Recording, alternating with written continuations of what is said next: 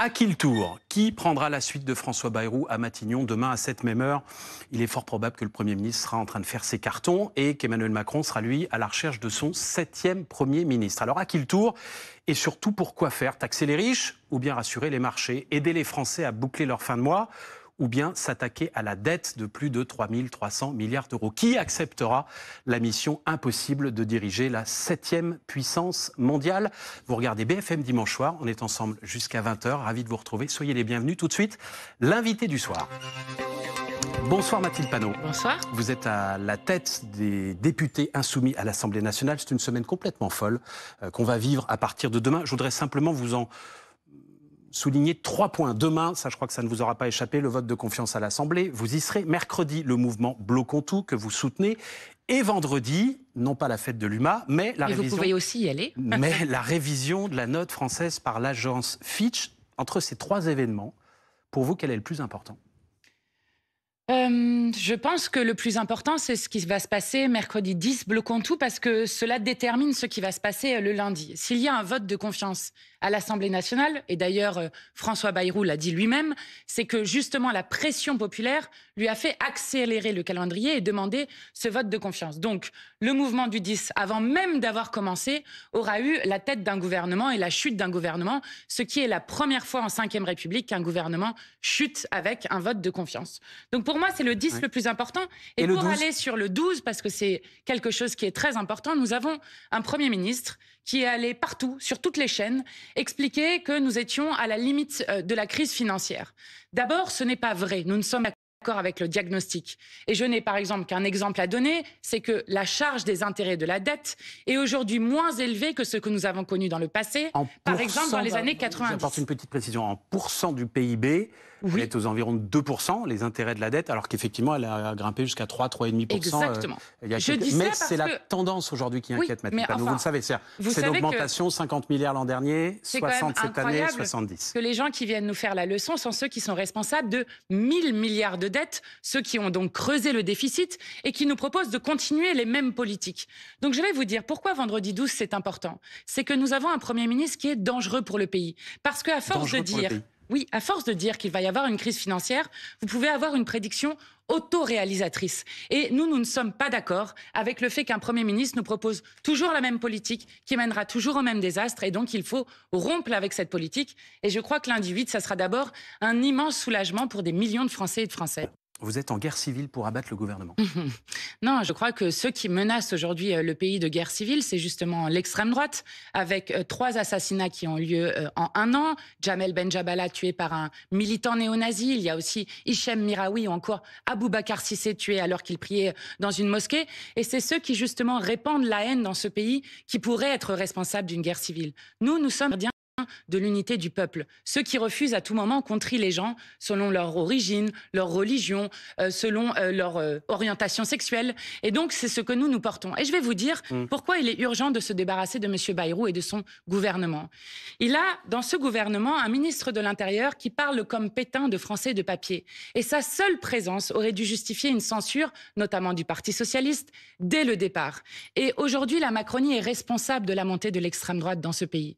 Rappelez-vous, en 2017, première année d'élection d'Emmanuel Macron. Il y avait alors 8 députés d'extrême droite à l'Assemblée nationale. Ensuite, en 2022, il y a eu 89 députés d'extrême droite. En 2024, 142 députés d'extrême droite. Donc la première des choses pour battre l'extrême droite dans ce pays, eh bien, c'est de tourner la page de la Macronie. Ce sont les Français qui ont élu les députés du RN. Oui, bien sûr, mais ceux qui parlent comme eux ont une responsabilité dans ce qui se passe. Est-ce que vous comprenez, Mathilde Panot, la stratégie de François Bayrou qui est absolument partout depuis 10 jours, qui enchaîne les médias les uns après les autres? Est-ce que, malgré vos désaccords politiques qui sont nombreux, forts, personne n'en doute, vous reconnaissez qu'il a, depuis des jours et des jours, mis sur le devant de la scène médiatique la question de la dette, qui est pour lui, peut-être pour vous aussi, une question importante? Alors non, vous lui reconnaissez ça ou non, même je ne le reconnais pas. Ça. La seule chose que je reconnais à M. Bayrou, c'est qu'il ait enfin demandé un vote de confiance, ce qui n'était pas arrivé depuis 5 ans en Macronie, depuis en fait le Premier ministre Castex. Et donc, il aurait dû partir bien avant, puisqu'il n'a pas la confiance de l'Assemblée nationale, et que dans n'importe quelle démocratie, un gouvernement se présente devant l'Assemblée nationale. De toute façon, vous l'auriez censuré dans quelques semaines. Sur la question de la dette, vous savez... Oui, bien Vous sûr. l'auriez censuré dans un mois. Oui, bien sûr. Nous avions assumé de dire, dès le 23 septembre, dès l'ouverture de la session parlementaire, nous aurions déposé une motion de censure pour un budget qui est le plus cruel du 21e siècle. Mais sur la question de la dette, je veux quand même qu'on s'entende. Le Premier ministre répète partout que ce serait une question de diagnostic qu'il aurait posée aux Français et aux Françaises, et notamment à l'Assemblée nationale. Déjà, la question de diagnostic n'existe pas dans la Constitution. Je le redis juste, il y a une question de confiance, il y a une motion de censure, mais pas de question de diagnostic, ça n'existe pas. Et ensuite, je répète ce que je disais tout à l'heure, nous ne sommes pas d'accord sur le diagnostic. C'est justement la politique qui est menée depuis 8 ans de cadeaux faits aux plus riches et aux multinationales, dont aujourd'hui le gouvernement présente l'addition au peuple français en lui demandant de couper sur la santé, de couper sur l'éducation, sur des services publics qui sont déjà à l'os. Mathilde Panot, sur François Bayrou et Emmanuel Macron responsables d'une grande partie de la dette par leur politique. Mais en 2021, au moment de la dernière élection présidentielle, Jean-Luc Mélenchon disait « La dette, après tout, n'est pas forcément un si gros problème que ça. On pourrait en geler une partie. » Oui. Geler la partie de la dette qui appartient, pardon d'être un peu technique, mais c'est important, à la Banque Centrale Européenne. C'est en gros un petit quart de la dette, mais un petit quart, c'est des centaines et des centaines de milliards d'euros. Est-ce que vous dites la même chose aujourd'hui? Il faut la transformer, cette dette-là, en dette perpétuelle qu'on ne remboursera jamais. Oui. Et d'ailleurs, ceux qui expliquent que nous allons rembourser la dette et qui proposent comme seul horizon pour les générations futures de rembourser la dette sont des irresponsables. Et comment vous allez convaincre les pays? Pardon, c'est important cette question-là. C'est une question à... Allez, 700 milliards d'euros, si je compte bien. Comment vous allez expliquer aux Allemands ou aux pays un peu plus sérieux budgétairement parlant qu'on ne va pas rembourser cette dette et qu'eux doivent la rembourser? Ou alors vous dites, personne ne la rembourse, la dette qui est dans les coffres. Personne ne sera lésé par cela. Personne, absolument. C'est pas ma question. Personne. C'est pas ma question. Donc, sur la question de la dette, juste sur cette question-là, il faut comprendre que quand on est en train de hurler sur la question de la dette, si on avait investi, par exemple, dans les grands chantiers qu'il y a à faire face au dérèglement climatique, qui est l'enjeu numéro 1 du 21e siècle. Si on avait investi dans, je ne sais pas, des grands travaux, dans la santé, ça ne pose pas de problème de s'endetter. Le problème, c'est de s'endetter en ayant rendu l'argent aux plus riches. C'est ça qui est un problème. Et vous avez remarqué probablement que les 500 plus grandes fortunes de notre pays ont vu leur patrimoine doubler depuis qu'Emmanuel Macron a été élu. Chaque année, nous avons des records de dividendes. Donc, là, ce que nous parlez des situations, des solutions pour l'avenir. Moi, je vous parle de la dette qui est déjà celle d'aujourd'hui. Et je note que sur ce point, la position des Insoumis n'a pas changé. C'est-à-dire geler une partie de la dette. Nous avions même proposé ce texte à l'Assemblée nationale. Si les uns et les autres veulent regarder en détail ce que cela veut dire de rendre la dette perpétuelle. Olivier Faure a déjà dit qu'il était disponible si Emmanuel Macron lui passe un coup de fil. Il dit qu'il ne prendra pas de ministre de votre camp, d'Insoumis, dans son gouvernement. Que ferez-vous, Mathilde Panot, s'il est nommé à Matignon? Alors déjà, il faut prendre les choses dans l'ordre. J'ai mis quelques si à la question. Vous avez raison, vous avez raison. Mais d'abord, je veux dire une première chose.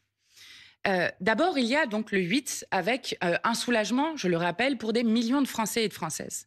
Et ensuite, il y a une première question qui se pose. Je répondrai précisément à votre question. Mais il y a une première question qui se pose, c'est que nous, Insoumis, disons que nous ne voulons pas d'une énième personne qui continuerait la même politique. Nous voulons changer de politique. Et je vais vous dire pourquoi. Il a dévoilé il y a quelques jours son projet, vous l'avez lu sans doute. Oui, c'est 50% de macronisme, c'est-à-dire moitié moins d'austérité. Bon.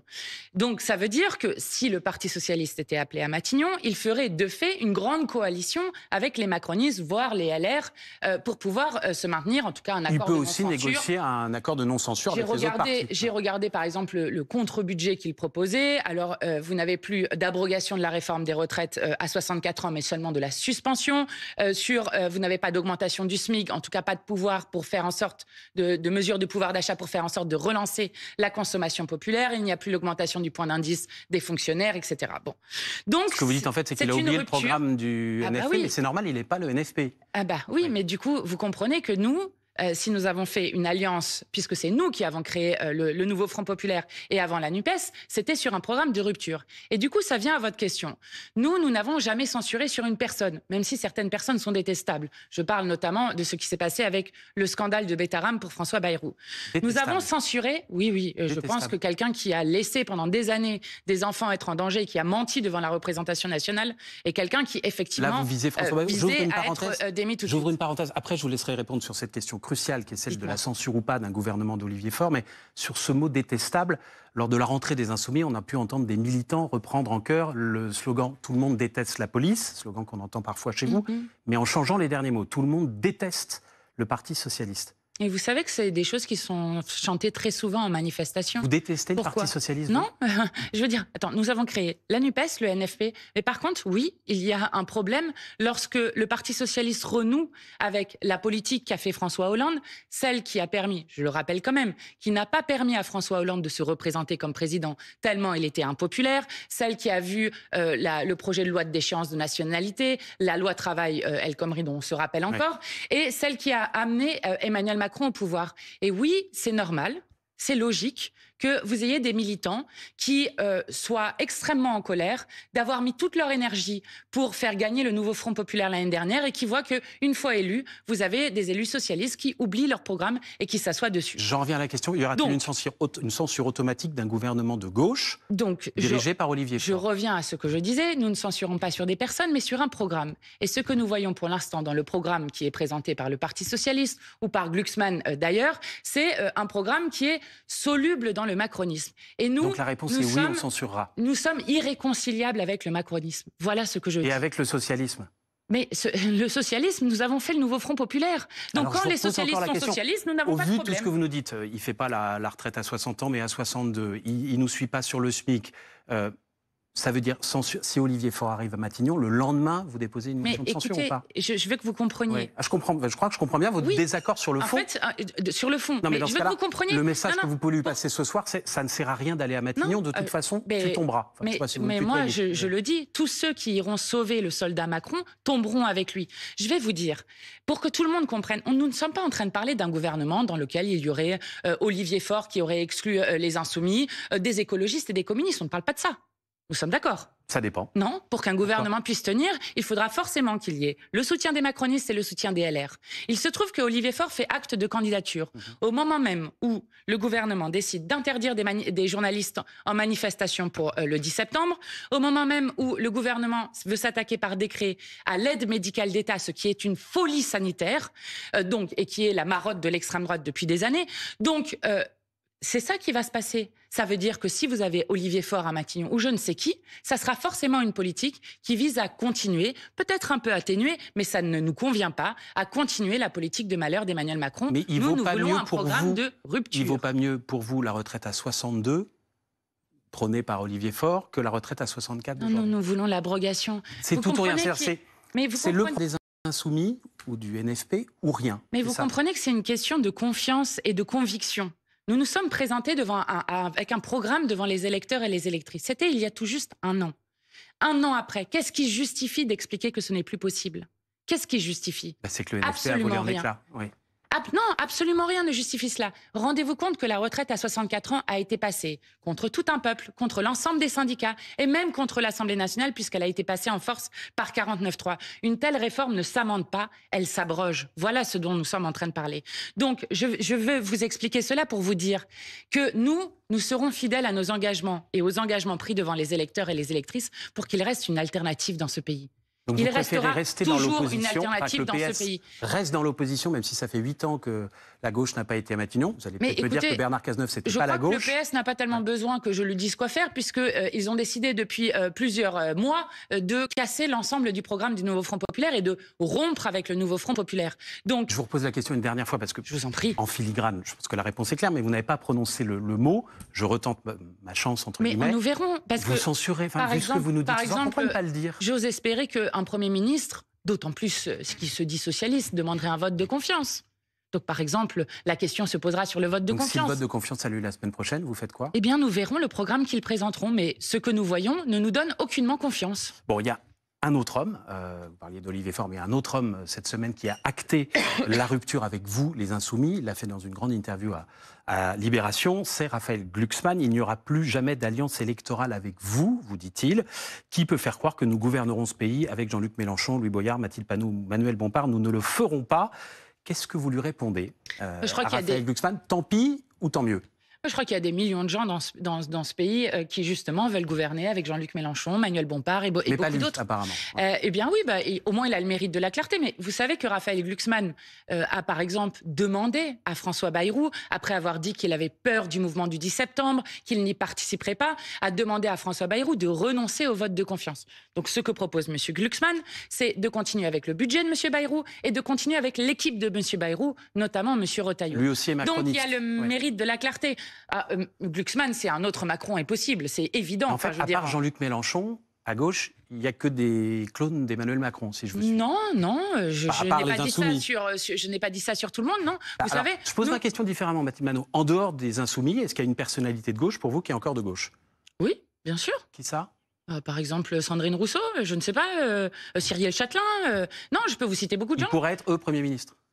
Mais en fait, la question, c'est pourquoi faire? C'est pas la question. Enfin, je comprends que vous voulez jouer dans les médias à la petite course aux chevaux. Non, pardon, on a parlé du fond. Retraite 62, 60 ou 64, c'est pas la même chose. C'est justement pour dire pourquoi faire. Regardez, partout on est en train de m'interpeller. Nous sommes la 7e puissance économique au monde. Et il se trouve qu'il y a des milliers d'enfants dans ce pays qui n'ont pas d'accompagnante d'élèves en situation de handicap et qui se trouvent donc déscolarisés. Nous avons proposé un service public des AESH, donc pour faire en sorte de les titulariser et qu'elles soient correctement payées. Ça coûte 2,5 milliards d'euros. Bon, ça, par exemple, c'est ce qu'il faut faire pour dépenser plus. Il faut dépenser plus pour faire une relance écologique et sociale. Parce que ce qu'est en train de créer le gouvernement en voulant faire une austérité jamais vue dans ce siècle, c'est de créer un effet récessif qui aura des effets sur les petites et moyennes entreprises, sur le fait que les gens n'iront pas au restaurant, pas au cinéma, pas au coiffeur. Voilà ce qu'ils sont en train de faire et c'est dangereux pour l'économie française. Et je crois que nous sommes mieux placés que lui pour justement relancer la consommation populaire. Je reviens, si vous le permettez, à Raphaël Glucksmann qui dit dans ce même entretien qu'aujourd'hui LFI est devenu un repoussoir et que nouer des alliances avec vous, c'est faire un cadeau au Rassemblement national. Il dit plus il y aura de second tour à une élection législative ou présidentielle entre LFI et le RN, plus il y a de chances de voir des RN à l'Assemblée. Là, il parlait des législatives. Et dans les sondages, on voit qu'aujourd'hui, la gauche unie, c'est-à-dire écologistes, socialistes et LFI, elle est moins forte que la gauche qui part séparée. Il y a des voix qui s'évaporent entre les deux. Est-ce que c'est votre faute? Alors, première chose, est-ce que c'est notre faute? Ce n'est pas nous qui avons rompu avec le nouveau Front populaire, ça c'est la première chose. La deuxième chose, j'invite tout le monde à réfléchir 15 fois avant de commenter un sondage, en se rappelant que la dernière fois, en juin et en juillet dernier, 27 sondages sur 27 donnaient tous l'extrême droite en tête. Et c'est nous qui sommes arrivés en tête et l'extrême droite troisième. Donc ça, c'est la deuxième chose. Sondage ou pas, Mathilde Panot, vous ne pouvez pas, pardon pour l'expression, dézinguer Raphaël Glucksmann en disant il n'est pas de gauche, il est macroniste. Expliquer qu'Olivier Faure a un projet qui n'est pas de gauche et derrière dire les sondages se trompent, la gauche va se réunir et ça va être magique. Vous vous rendez compte que M. Glucksmann, qui nous fait là aussi la leçon, a 2 députés à l'Assemblée nationale. 2. D'accord? Qu'il est issu d'une formation politique qui a fait 1,67% à l'élection présidentielle. Nous avons fait 22%. Et que la dernière fois, ceux qui nous ont empêchés d'aller au second tour de l'élection présidentielle... Ce que je veux dire, c'est qu'il est possible qu'il y ait des électeurs ou sympathisants socialistes qui n'aient pas envie de voter pour vous à un second tour et que la réciproque est vraie. Oui, bien sûr. Des sympathisants LFI qui n'aient pas envie de voter. Mais c'est pourquoi la question du programme est aussi importante. Vous avez tout à fait raison. La question du programme est aussi importante parce que justement, nos candidatures, c'est le programme. C'est justement ce que nous portons. Et donc, si vous avez des gens qui, après la NUPES, qui, après le nouveau Front populaire, s'assoient à chaque fois sur les engagements qu'ils prennent, effectivement, vous avez raison, il y a un problème de rupture de confiance. Mathilde Panot, la France n'aura donc très probablement plus de Premier ministre demain soir à peu près à cette heure-ci. Je crois que le résultat du vote est prévu vers 19h. Est-ce que vous comptez toujours lancer dans la foulée, c'est-à-dire dès mardi, une procédure de destitution contre Emmanuel Macron ? Tout à fait, et je le redis, nous avons besoin d'une présidentielle anticipée. Pourquoi avons-nous besoin d'une présidentielle anticipée? D'abord, je souligne que nous ne sommes pas seuls, la France insoumise, à le demander.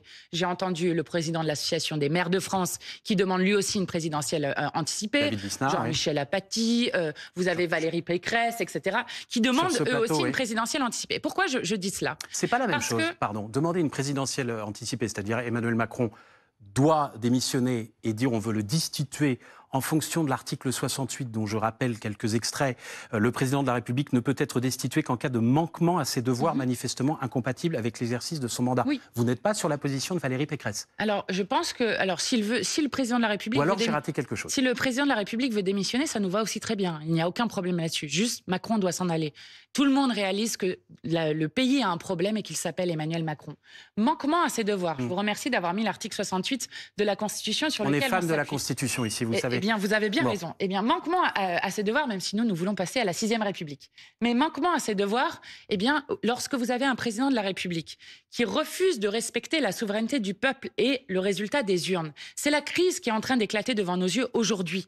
Lorsque vous avez un président qui ne respecte pas ses devoirs, en quoi il ne respecte pas? Ben, écoutez, dans toutes les démocraties, c'est la force arrivée en tête à une élection qui est d'abord appelée à Matignon. Si je vous écoute, et Mathilde ensuite... Panot, la force en tête aujourd'hui en termes de partis politiques, c'est le Rassemblement national à l'Assemblée. Non, parce que... depuis que le NFP a explosé, le premier parti de France à l'Assemblée, c'est le RN. Donc vous demandez à Emmanuel Macron... Non, c'est quand même assez osé d'avoir une élection il y a un an sur lequel vous avez 193 députés qui sont élus sur le même programme et où le président de la République refuse pendant des mois et des mois de les nommer à Matignon. Je rappelle que Emmanuel Macron a fait un repas à l'Élysée avec des grands patrons internationaux et nationaux pour leur dire « Nous avons perdu, nous avons été défaits aux élections comme à 2 autres élections précédentes, mais nous continuerons la même politique qui est pourtant détestée par l'ensemble du peuple français. » Vous voudriez que le RN vote cette destitution avec vous? Efficace, sinon elle n'a aucune chance. Même avec le RN, elle en a très peu. Je vais vous dire, le RN, la dernière fois qu'a fait Marine Le Pen, nous avions eu une discussion d'abord en commission et nous devions en discuter dans l'hémicycle. Et il se trouve que c'est Marine Le Pen qui a bloqué la discussion sur la destitution du président de la République. Donc le RN, à chaque fois, est l'assurance vie du système. Mais je vais vous dire, chacun sera devant ses responsabilités. Et pourquoi nous avons besoin d'une présidentielle anticipée? Pour offrir une issue positive au pays. Lorsqu'il y a un blocage dans le pays, alors il faut retourner aux urnes. Et par les urnes, le peuple français tranchera sur les grandes options qui lui sont présentées. Vous trouvez que c'est vraiment le moment de lancer ça? C'est-à-dire une présidentielle anticipée, ça va très vite, hein, c'est 20-35 jours maximum pour organiser le scrutin. Qui va aller discuter avec Volodymyr Zelensky pendant ce mois-là? Qui va aller... Oui, mais regardez, nous sommes dans une situation dans laquelle, potentiellement, tous les 3 mois, peut-être tous les 1 mois, vous allez avoir un gouvernement qui va tomber. Ce n'est pas sérieux de penser que cela va durer encore pendant 18 mois. Donc, plutôt que de soumettre la France pendant 18 mois à une incertitude de plus en plus forte, avec en plus du chantage à la dette qui nous est fait, du chantage à la dépendance aux marchés financiers, et donc de nous mettre dans la main justement de ces marchés financiers, eh bien, plutôt que cela, mieux vaut prendre un peu de temps pour exercer la démocratie et faire en sorte que nous choisissions sur, là encore, les grandes options devant nous. On revient au calendrier qu'on voyait tout à l'heure en début d'émission, Mathilde Panot. Mercredi, avant la fête de l'UMA, donc qui est en fin de semaine, j'ai bien compris, vous appelez à participer au mouvement Bloquons tout, qui prévoit des actions un peu partout en France. Le ministre de l'Intérieur, Bruno Retailleau, demande au préfet la plus grande fermeté. Il dit qu'il ne croit pas à un mouvement d'ampleur, mais qu'il craint, en revanche, des actions radicales menées par l'ultra-gauche. Est-ce que ça vous inquiète ou est-ce que vous dites il essaye de nous faire peur? Alors moi d'abord, je veux dire à celles et ceux qui nous écoutent de s'investir massivement à la fois dans les AG qui ont lieu un peu partout, les assemblées citoyennes pour organiser ces actions qui auront lieu mercredi. Il y aura à la fois des actions de grève de la consommation, des blocages de lieux stratégiques pour pouvoir se faire entendre avec comme mot d'ordre principal le départ d'Emmanuel Macron. C'est ça la revendication? Ah oui, c'est une des revendications très fortes qui est portée par... C'est une des revendications, parce qu'il y en a d'autres qui ne sont pas du tout... Ça, c'est celle de la France insoumise. C'est la nôtre, c'est pas pour bloquer le pays ou l'économie. Je ne crois pas que ça soit que la nôtre. Écoutez, pour bloquer le pays, pourquoi est-ce qu'on en arrive à des actions de blocage? Quand vous avez plus d'1 million de personnes qui manifestent contre la retraite à 64 ans, que tout le monde est contre et que pourtant un président seul peut passer en force, c'est le règne de l'hyper-présidentialisme de la Ve République, eh bien, je crois que les gens ont envie de passer un stade, justement, pour dire... Le seul moyen pour nous faire entendre, c'est peut-être de bloquer l'économie. Mais je veux dire à M. Retailleau que, comme d'habitude, on va annoncer partout que ça ne fonctionnera pas, qu'ils seront extrêmement sévères, mais on ne fait pas la guerre au peuple. Voilà ce qui va être appelé aussi le 10 septembre. C'est que, dans notre République, le seul souverain, c'est le peuple, et ce n'est pas le roi Macron qui choisit pour tout un peuple. Vous soutenez toutes les formes d'action? Oui. Y compris les blocages annoncés dans les lycées, par exemple? Oui, bien sûr. La grève générale, c'est toujours d'actualité ou c'est fini? Ah non, c'est un appel lancé par Jean-Luc Mélenchon. Eh bien, il se trouve que la CGT participe à des mouvements de grève et appelle à des mouvements de grève le 10, qui doivent d'ailleurs se poursuivre puisque l'intersyndicale appelle le 18 septembre comme un acte 2 du mouvement du 10 septembre. Vous avez ArcelorMittal qui demande leur nationalisation, qui seront en grève reconductible à partir du 10. Vous avez Sudrail qui sera en grève reconductible. Et vous souhaitez que ça s'arrête mercredi soir ou que ça continue ensuite? Ah non, je souhaite que ça continue. Combien de temps? Le temps qu'on écoute les gens. C'est quand même... Vous rendez-vous compte que dans une démocratie, les gens vont voter massivement. on s'assoit sur le résultat du vote qui ont été faits, sur lequel pourtant il y avait une majorité très claire pour en finir avec la politique d'Emmanuel Macron. Et juste, les gens n'en peuvent plus. Quand vous avez un nombre jamais vu d'enfants qui se trouvent à la rue, de personnes sans abri, que vous avez des gens qui ont faim dans la 7e puissance économique au monde, je crois qu'il est temps que ça s'arrête. Il nous reste une grosse minute, Mathilde Panot. Je voudrais entendre ce que vous avez à dire sur les propos de l'une de vos députées, qui est Sophia Chikirou, qui a fait une déclaration, disons, un peu surprenante il y a quelques jours au sujet de la Chine. Je la cite. « Je ne considère pas que la Chine est une dictature. La critique du Parti communiste chinois est impossible, mais après, vous pouvez critiquer les mesures qui sont prises, des propositions qui sont faites. La Chine n'est pas une dictature. » Alors, il se trouve que Sophia Chikirou a été interrogée par Quotidien après une longue conférence qui a été faite avec un expert international dans lequel il parlait des relations entre de guerre commerciale et de guerre qui va s'appliquer entre la Chine et les États-Unis. Alors, première chose, ils ont pris aucun des propos qui ont été tenus dans cette conférence et ils ont choisi d'aller interroger à la fin. Évidemment que la Chine n'est pas une démocratie. Nous n'avons jamais dit le contraire. C'est une dictature. Enfin, oui, si vous voulez, mais je vais vous dire... Non, c'est pas moi, c'est vous. En fait, moi, mon avis importe peu. Vous dites que c'est pas une démocratie, je vous demande est-ce que c'est une dictature. Mais en fait, c'est pas ça la question. La question n'est pas... Non, en fait, la question n'est pas en diplomatie de qualifier la nature des régimes. La question, c'est de dire que nous sommes favorables. Et c'est ce qui est écrit dans le rapport qu'a fait Sophia Chikirou sur la Chine, que vous pouvez lire, parce que vous pourrez y apprendre des choses. Dans ce rapport-là, il est dit notamment que nous voulons avoir une France indépendante au service de la paix, c'est-à-dire ni alignée sur les États-Unis, sur lequel on se soumet de plus en plus, ni aligné sur la Chine. Voilà ce que nous voulons, une voix de la France qui porte haut et fort le droit international, ce que la France ne fait ni à Gaza, ni ailleurs, malheureusement, face au génocide de Netanyahou. Mais en un mot, dictature ou pas la Chine, du coup? Pas une démocratie, mais quoi? Mais écoutez, en fait, en diplomatie, on ne travaille pas comme ça. Vous n'êtes pas au Quai d'Orsay. En fait, nous aspirons à travailler... Quand vous dites génocide, vous n'avez pas un langage de diplomate. Oui, mais nous aspirons à gouverner ce pays. Et à ce moment-là, je peux vous demander... Commencer à être prudent avec les grandes puissances. Non, mais par exemple, je peux vous demander dictature, les monarchies du Golfe? Je ne suis pas en état de diriger ce pays. Ça ne vous a pas échappé, Mathilde Panot. Nous le sommes. Donc, ce n'est pas... il faut rester prudent avec un possible futur partenaire. Non, mais vous savez, nous voulons discuter avec les uns et les autres. Et autant nous pointons tous les problèmes qu'il y a sur la question des Ouïghours, du non-respect des droits humains sur les Ouïghours, sur la question de la liberté... d'expression, la liberté de penser. Je n'ai jamais dit que la Chine était magnifique et Sophia Chikirou non plus. Mais encore une fois, nous faisons de la diplomatie sur laquelle la France doit avoir une voix forte et cette voix forte doit être notamment dans le respect du droit international. Eh ben, on en restera là sur ce sujet. Merci beaucoup, Mathilde Panot.